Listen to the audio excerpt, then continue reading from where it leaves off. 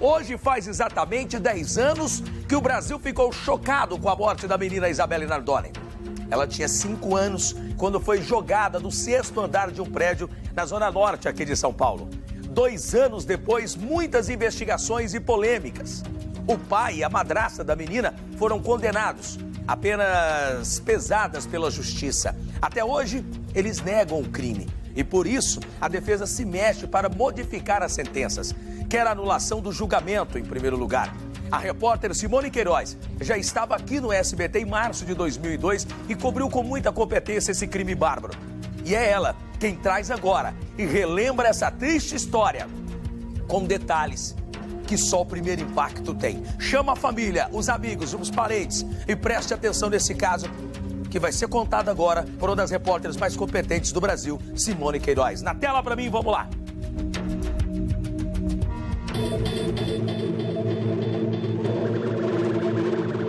Mataram a minha neta.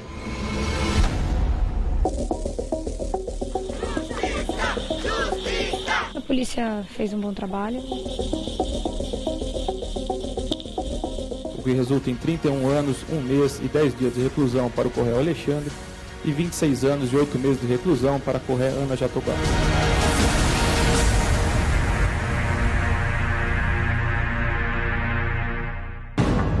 Já se passaram 10 anos, mas parece que foi ontem. A morte de Isabelle Nardoni está gravada na memória dos brasileiros. Uma vida interrompida de forma violenta, cruel, segundo a justiça, por quem tinha obrigação de protegê-la: o pai e a madrasta. Era um sábado, quase meia-noite. O resgate é acionado. A informação era de que uma criança havia sido jogada do 6º andar deste prédio na Zona Norte de São Paulo. O pai da menina dizia que um ladrão havia invadido o apartamento e cometido essa atrocidade. Aos poucos, a história começou a cair.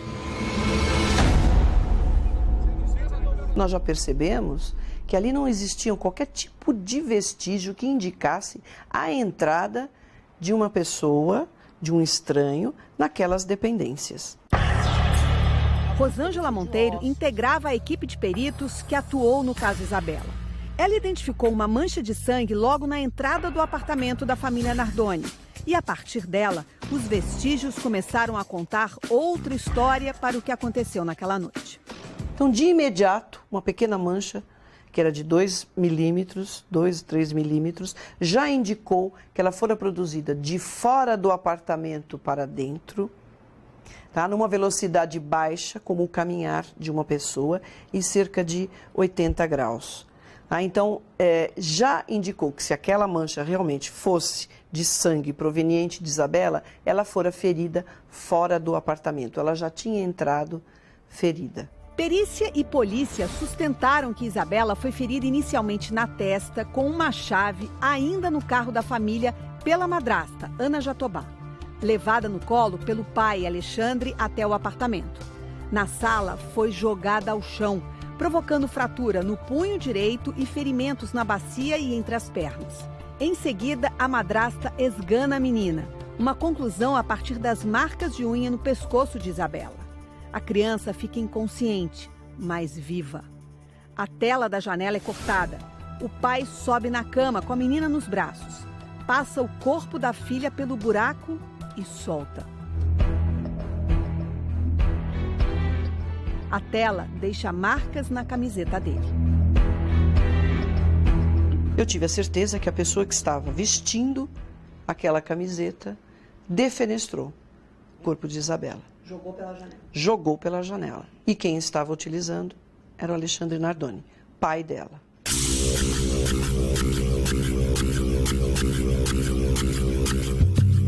Tudo isso foi mostrado 2 anos após o crime aos jurados no julgamento de Alexandre Nardoni e Ana Carolina Jatobá, considerado o caso de maior repercussão na história do Tribunal do Júri de São Paulo.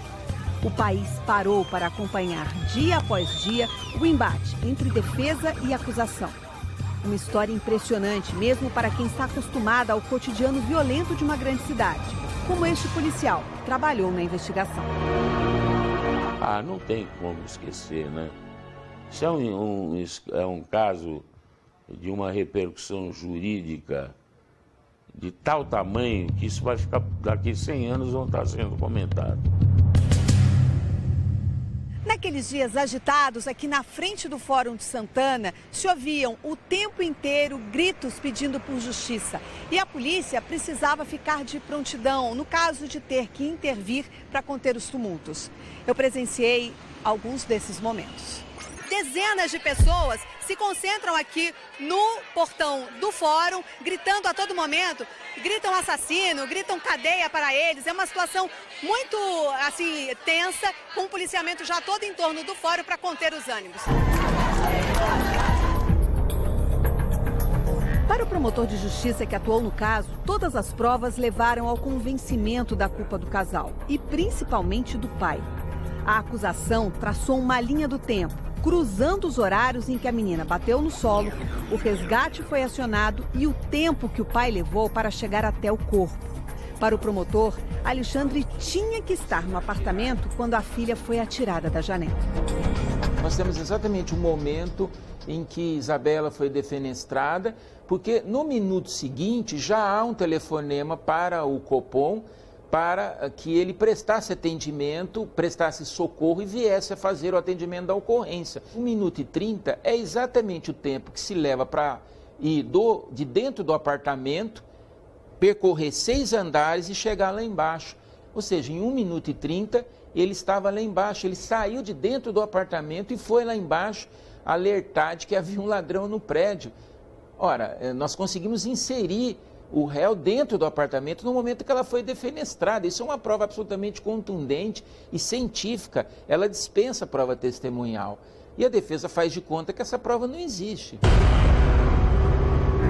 O advogado do casal defende outra tese. Eu, sendo absolutamente honesto, 10 anos depois, eu vou te falar. Dá para afirmar que não foi o casal? Assim, não dá. Mas dá para afirmar que foi o casal? Não dá. A pergunta óbvia e evidente que todo mundo me faz é, bom, não foi o casal, então quem foi? E aí eu digo, bom, se eu não tenho um culpado, então foi o casal. E tá errado.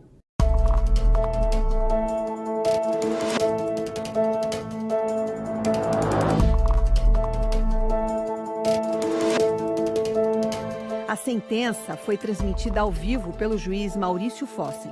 31 anos, 1 mês e 10 dias de reclusão para o Correio Alexandre. E 26 anos e 8 meses de reclusão para a Correia Ana Jatobá. Agora eu acredito que tem justiça nesse país. O dia de hoje, para mim, enfim, é um dos dias mais difíceis e 2 anos da morte dela é bem complicado, mas depois de tudo que aconteceu essa semana passada, alguma coisa passa, né? Um alívio bate. Roberto Podival quer reduzir a pena a que Alexandre e Ana Carolina foram condenados por homicídio triplamente qualificado. Nós fizemos um laudo numa universidade americana e o resultado do laudo americano não me dá essa prova que deu o laudo no Brasil de que ela teria sido estrangulada.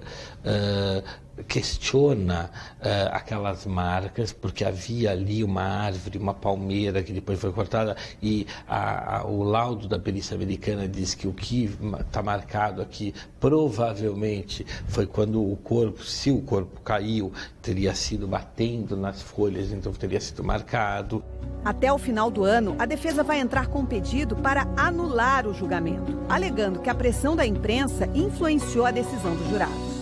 A defesa insiste nessa tecla de que a acusação teve um espaço grande na imprensa, de que a imprensa acolheu a proposta acusatória e condenou o casal antecipadamente. Agora, se as provas comprometiam o casal e elas eram expostas a todo momento pela imprensa e a sociedade tinha acesso, isso faz parte de ser uma democracia.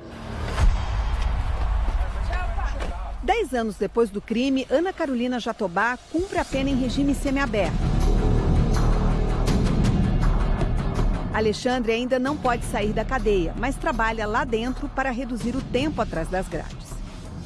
Uma tragédia que deixou um rastro de sofrimento para os filhos do casal. Para a mãe, que sofreu a perda de uma filha, sabendo que seu último suspiro foi de dor. Se estivesse viva, Isabela seria hoje uma adolescente de 15 anos. E ainda que polícia, defesa, acusação tenham versões para o que aconteceu naquela noite, nunca respondeu-se como alguém foi capaz de ter feito tudo isso.